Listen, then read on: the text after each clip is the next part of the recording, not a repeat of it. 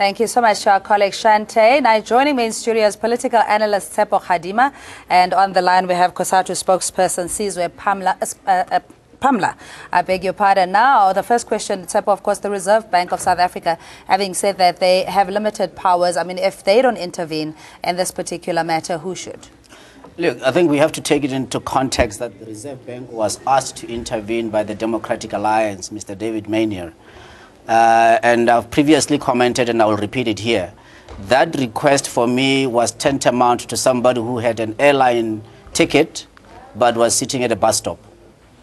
Because certainly the Reserve Bank would not have been the appropriate forum to be able to have this matter thoroughly ventilated. And the Reserve Bank Governor, Mr. Lesetja Kganyago, is quite correct in what he has articulated, that there is absolutely no room for him to, or the Reserve Bank, to get involved. And he's advised that the company Oakbay, in order to cure the infringement to their rights, it should be dealt at the courts. That indeed remains the correct avenue which Oakbay can be able to do.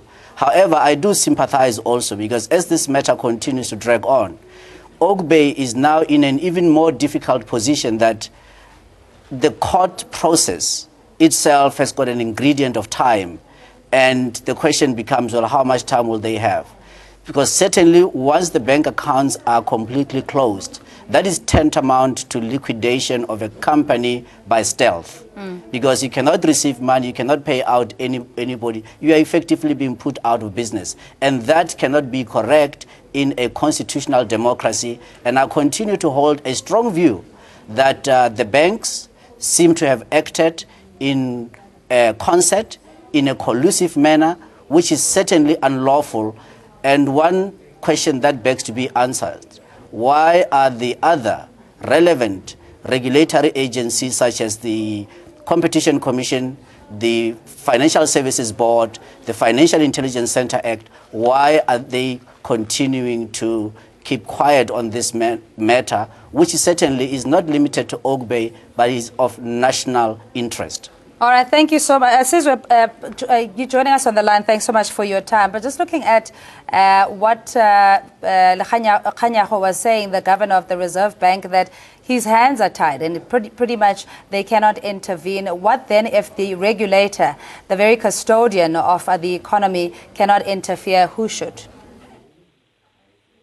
Well, I think this actually exposes us as a country to say, when it comes to these banks, the people who are supposed to regulate them, they do not necessarily have the appetite to do so.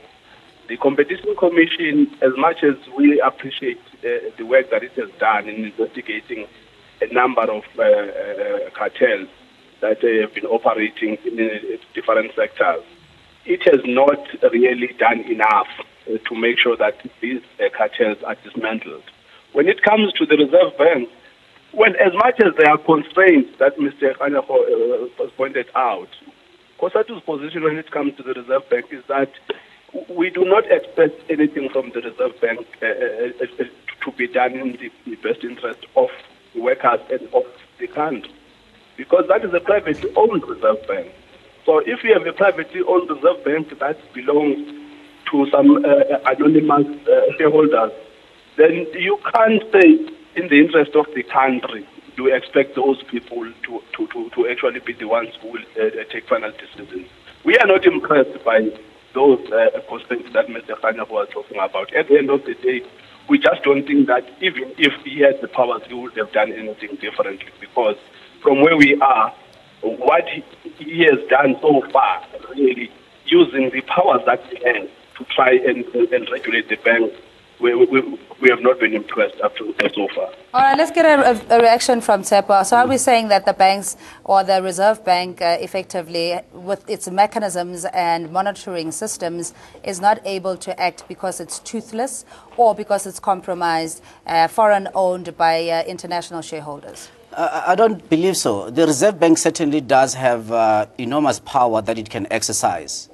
But if the allegation, for example, that gave rise to the decision to close the accounts of Oakbay was contravention of the foreign exchange controls, perhaps, no, not even perhaps, in fact, the Reserve Bank would then have intervened, as they do, almost on a regular basis, if not daily, whereby there are contravention of exchange controls. But in this case, that does not seem to have been the case, that the foreign exchange controls have been contravened.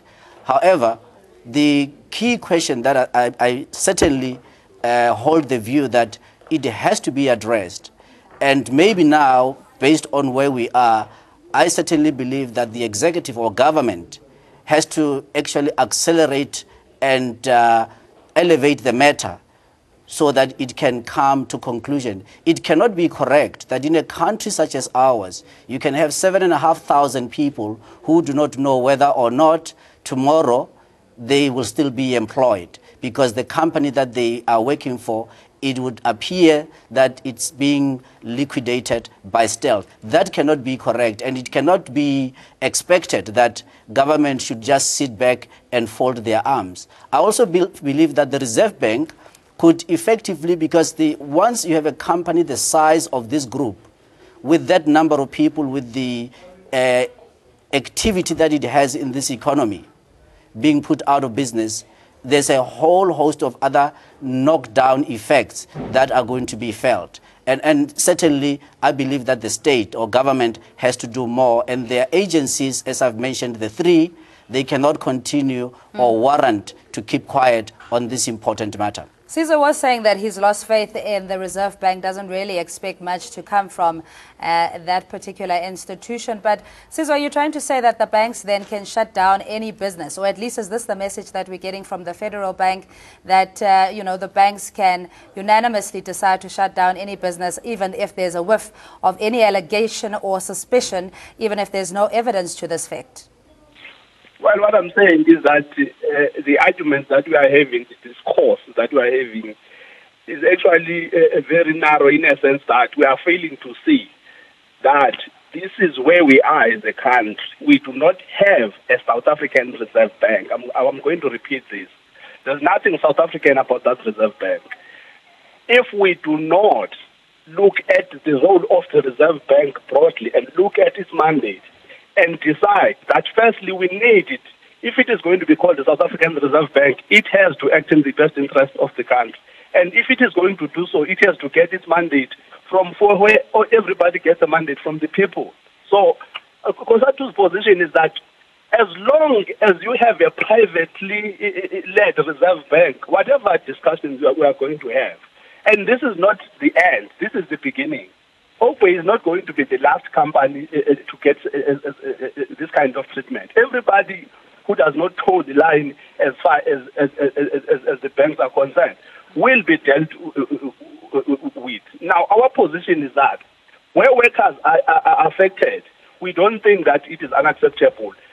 If push comes to shove, the discourse has to be shifted away from the powers of the Reserve Bank to say, is it a South African Reserve Bank? When South Africans, citizens, workers, taxpayers are in trouble, they are likely to lose their livelihood. And then we have a discussion that says this Reserve Bank is powerless. It is acting on whose interest?